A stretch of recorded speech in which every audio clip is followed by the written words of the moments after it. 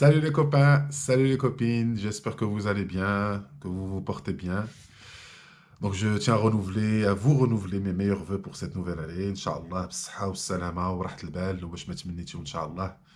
Et comme je dis toujours, c'est peut-être une nouvelle année, mais c'est que la vie qui continue avec ses bons et moins bons moments. Donc beaucoup de courage, je vous souhaite beaucoup de courage et je sais que c'est pas facile dans cette période difficile pour beaucoup de monde. Allah yahsel l'awan, il faut essayer de s'accrocher, d'y croire et chaque jour, Inch'Allah, Rabbi ghadi yasahhil alaykoum wa yasahhil alayna kamil, Inch'Allah. Donc voilà, je reviens avec cette nouvelle vidéo et je sais que ça fait un moment que j'ai pas publié parce que bon, fallait redescendre de l'euphorie qu'on a vécue avec l'équipe nationale. Ça a bouleversé nos émotions, nos façons de vivre. C'était extraordinaire. C'est une aventure extraordinaire qui a dépassé le cadre du football, qui a fait vivre en nous des choses qu'on n'a pas vécues depuis très très longtemps et pour certains qui n'ont jamais vécu ça. Et il fallait un peu de temps pour redescendre sur Terre et bien sûr la vie fait que elle ne vous laisse pas le choix. Elle vous fait redescendre sur Terre très très vite. Mais c'est tant mieux parce que ces moments-là ne sont magnifiques que parce qu'ils sont exceptionnels. Et c'est comme ça, donc il faut en tirer le meilleur et j'espère, Inch'Allah, qu'on en tirera tous le meilleur. Donc voilà, je reprends cette initiative et Inch'Allah, j'espère être le plus assidu possible. Et la vie n'est pas évidente pour pouvoir trouver du temps pour faire ces choses-là. Mais moi, je ne me mets pas de pression, je le fais de façon naturelle, authentique, comme je vous l'ai promis. Dès que j'ai un moment, je partagerai ça avec vous. Et Inch'Allah, j'espère vous voir le plus tôt possible et se rencontrer parce qu'encore une fois, c'est le plus important pour moi, c'est de vous revoir et de passer des moments ensemble où on va pouvoir partager, débattre, discuter, s'amuser, et voilà, vivre, quoi. Faire de telle sorte à ce que ce soit. Les réseaux sociaux nous servent surtout à ça, juste le temps de vous retrouver, comme on dit.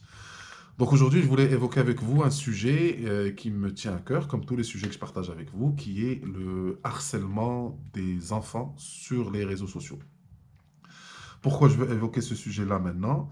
Parce que je sais qu'une partie va être en vacances aujourd'hui, ceux qui sont dans l'école privée, l'école publique.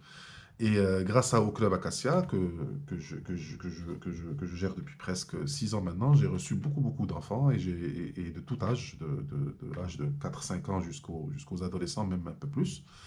Et j'ai vécu beaucoup de choses avec eux et j'apprends à les connaître. Ils m'apportent énormément de choses. Dès que je peux être avec eux, je suis avec eux.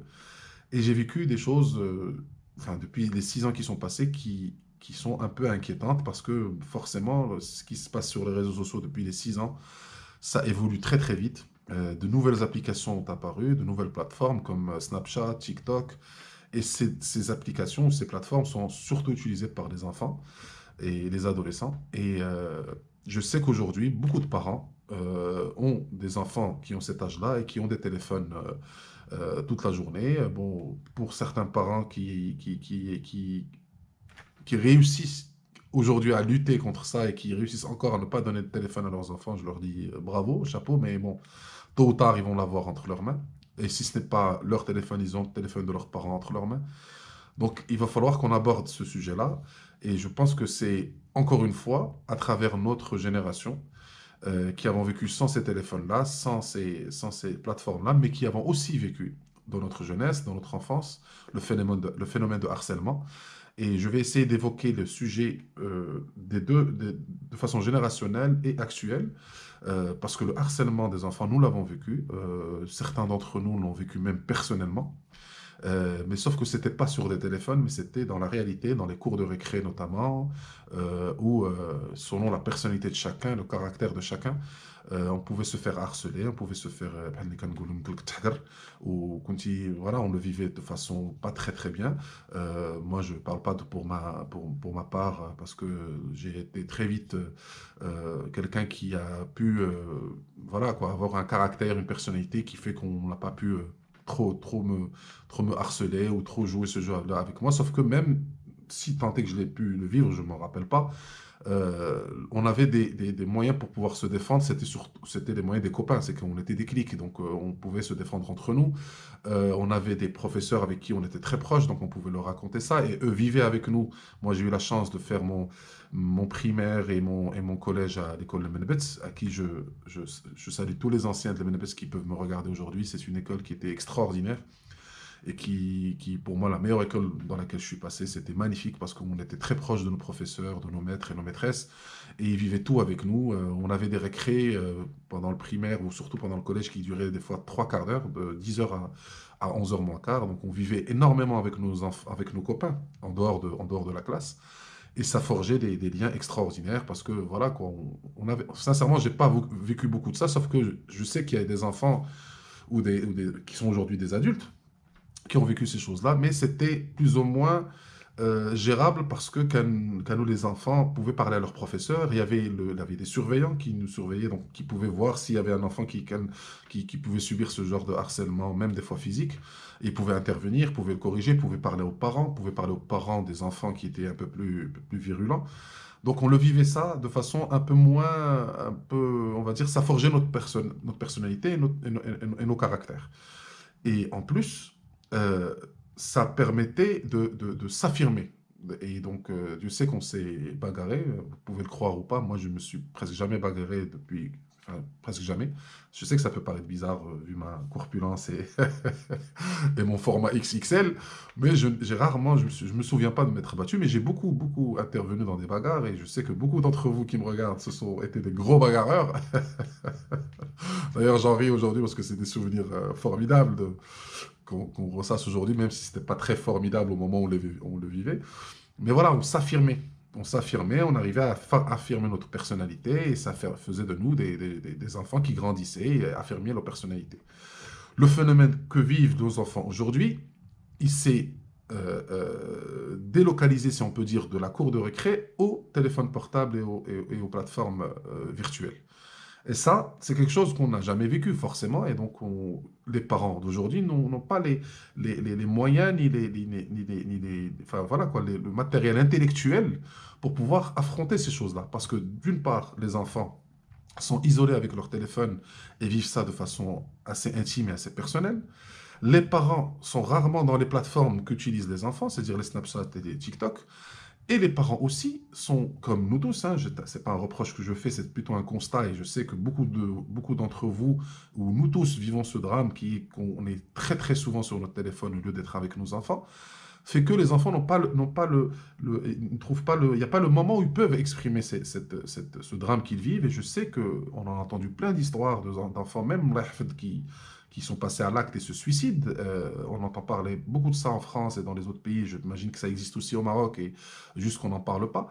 Et il faut faire tout ce qui est en notre possession pour essayer de limiter les dégâts, essayer de faire de telle sorte à ce que ces choses-là cessent ou diminuent très très très largement.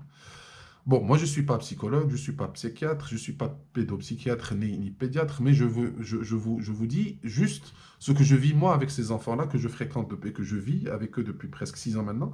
L'avantage que j'ai moi dans mon club, c'est que je les vois en dehors de l'école. Ils sont en classe, souvent pour des anniversaires, donc je vis des choses avec eux, je discute avec eux. Et la règle que j'ai moi, par exemple, dans mon club, quand il y a des événements, il y a des enfants, je prends leur portable et je les mets dans une boîte que j'appelle la boîte à portable, à boîte au téléphone, et je leur dis, je ne vais pas vous priver de votre téléphone, mais tant qu'on est ensemble, on va vivre des choses ensemble, on va s'amuser, on va s'éclater, on va discuter. Dès que vous avez besoin de votre téléphone, vous pouvez aller le chercher. Et je vous garantis qu'à 90% des cas, ils ne vont pas aller chercher leur téléphone, si ce n'est pour appeler leurs parents, par exemple. Parce que on s'intéresse à eux, on s'occupe d'eux, et on vit des choses avec eux. Donc aujourd'hui, les parents, pour pouvoir affronter ce phénomène-là, il va falloir déjà, moi je pense, s'abonner à ces plateformes-là, juste au moins pour voir ses enfants ce qu'ils font dans ces plateformes-là. C'est obligatoire. Il ne faut pas donner le choix à votre enfant tant qu'il est mineur. C'est obligatoire. Si tu as un compte Instagram, un compte TikTok ou un compte Snapchat, je serai avec toi, je serai abonné à ton compte et je verrai ce que tu vas faire. C'est obligatoire. Parce que c'est très dangereux de laisser son enfant se faire des choses déjà qui ne sont pas correctes sur les réseaux sociaux et surtout subir un harcèlement, des commentaires qui peuvent nuire à sa santé mentale, même des fois à sa santé physique. Ils peuvent tomber dans des dépressions très sévères sans qu'on le sache. Parce qu'encore une fois, tout le monde est sur son téléphone et on a rarement le moment de savoir ce qui se passe réellement dans la vie intime d'un enfant de 10 ans, 11 ans, 12 ans, 13 ans. Ça, pour le coup, j'imagine que beaucoup de parents le font et j'encourage tous les parents à le faire. Deuxièmement, il faut essayer. Je sais que la vie est compliquée. Je sais que les parents travaillent tous les deux, finissent des journées interminables, sont très fatigués. Les enfants rentrent fatigués des cours, à des activités, à des devoirs. Ça, on va en parler dans un autre podcast, les devoirs à la maison. Donc, le seul moment qu'ils ont pour se reposer, c'est se mettre sur leur téléphone. Moi, ce que je vous dis, c'est que vous essayez du mieux que vous pouvez, de passer des moments avec vos enfants. Comment? C'est euh, vivre avec eux des moments d'intimité et de joie et de plaisir à travers, par exemple, les jeux de société. Moi, toute ma jeunesse, je suis un passionné de jeux de société et de jeux en général, grâce à mes parents, grâce à ma maman, Allah yarhamha, où on jouait aux cartes, au Scrabble, aux jeux de baccalauréat. Et ça, dès qu'on pouvait le faire, on le faisait. On éteignait la télé, on jouait ces jeux-là. Ça nous permettait de discuter avec nos parents. Nos parents savaient on créait des souvenirs avec nos parents, savaient, c'était un moment d'intimité, on pouvait se confier. Donc, essayez du mieux que vous pouvez de passer des moments avec vos enfants et de telle sorte à ce qu'ils puissent se confier à vous. Voilà, c'est une des méthodes qu'on peut faire et que je peux conseiller pour euh, détecter ces moments-là et détecter si l'enfant a des choses à dire par rapport à ce qu'il vit à l'école, par rapport à ce qu'il vit sur les réseaux sociaux, pour pouvoir intervenir. Et troisième chose, c'est de les encourager au maximum. Et je sais aussi, ça c'est compliqué, de les mettre de les initier ou de les encourager à faire du sport.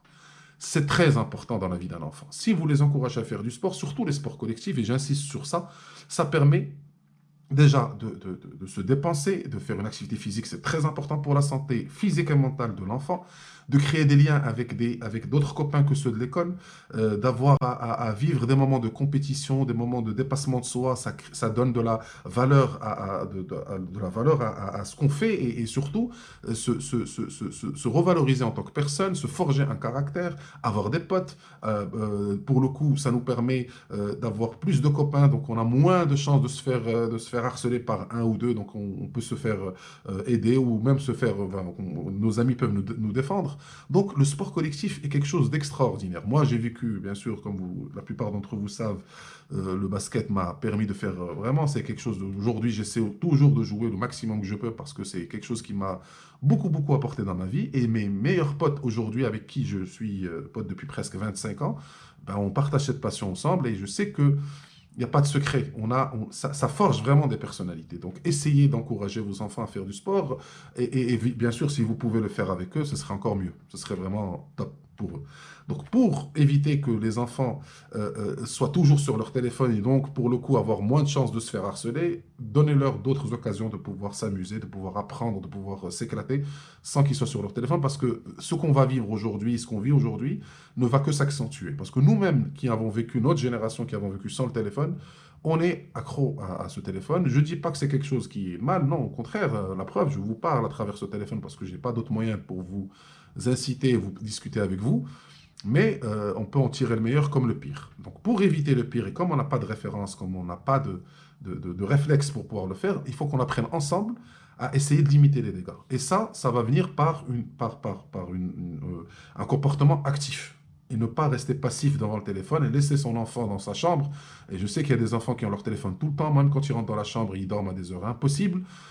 Et ça fait d'eux des proies, et sans parler des risques des prédateurs qui est sur les réseaux sociaux, de la pédophilie, des criminels pédophiles qui peuvent circuler sur les réseaux sociaux. C'est très dangereux. Ça, on s'en rend pas compte parce que tant qu'on n'a pas vécu, on se dit que ça n'existe pas, mais vaut mieux prévenir que guérir sur ces sujets-là. Et bien sûr, instaurer un dialogue avec ses enfants. Je vous en supplie, essayez de passer le maximum de temps avec vos enfants. Et je sais que c'est pas évident. Alors, je ne vous dis pas ça en vous donnant en essayant de vous faire la leçon, loin de là. Je sais que parce que c'est compliqué, je sais que la vie de parents est compliquée, c'est ce qu'il y a de plus compliqué sur Terre. Et je sais que c'est très difficile d'élever des enfants, mais essayez de mieux que vous pouvez d'essayer de passer du temps avec eux. Nous avons eu la chance de passer beaucoup de temps avec nos parents. Pour ceux qui ont eu la chance de passer beaucoup de temps avec nos parents, ça change une vie. Ça change une vie. Toutes mes passions, je les ai découvertes avec mes parents, que ce soit le sport, la pêche, la nature, la musique, tout ça, c'est en moi et ça fait partie de ma vie. C'est quelque chose qui est indissociable de ma vie grâce à mes parents. Donc, soyez ces transmetteurs de passion. Et notre génération, la génération Y, a cette chance-là d'avoir eu des passions extraordinaires. Nous avons vécu toutes ces choses-là. Vous qui me regardez, qui avez mon âge et qui avez vécu ces choses-là, dans certains d'entre vous avec nous, ce serait dommage et ce serait même vraiment dramatique de ne pas transmettre ça à nos enfants. Donc, vraiment, je compte sur vous pour évoquer ce sujet-là avec vos enfants. Essayez d'en discuter avec eux. Abonnez-vous aux plateformes dans lesquelles ils sont pour voir ce qu'ils font. Et essayez du maximum du temps de trouver d'autres moments de plaisir et de partage avec eux que le téléphone. Voilà mes amis, j'espère que vous partagerez ça avec vos amis autour de vous. Donc voilà mes amis, merci beaucoup pour votre intérêt, vos encouragements. Je sais qu'il y en a beaucoup, beaucoup, beaucoup qui m'encouragent, je les remercie énormément. Et n'oubliez pas que je serai toujours moi, le même que vous connaissez, le même partout, que ce soit ici ou ailleurs. Et je vais essayer de rester moi-même le plus souvent possible et surtout le plus longtemps possible. Je vous fais de gros bisous, mes amis, et à très vite, Inch'Allah. Et un gros bisou à vos enfants. Et je sais qu'il y en a plein, plein, plein qui me connaissent et je les embrasse très, très fort à travers vous. Voilà. Ciao, les amis. À très vite.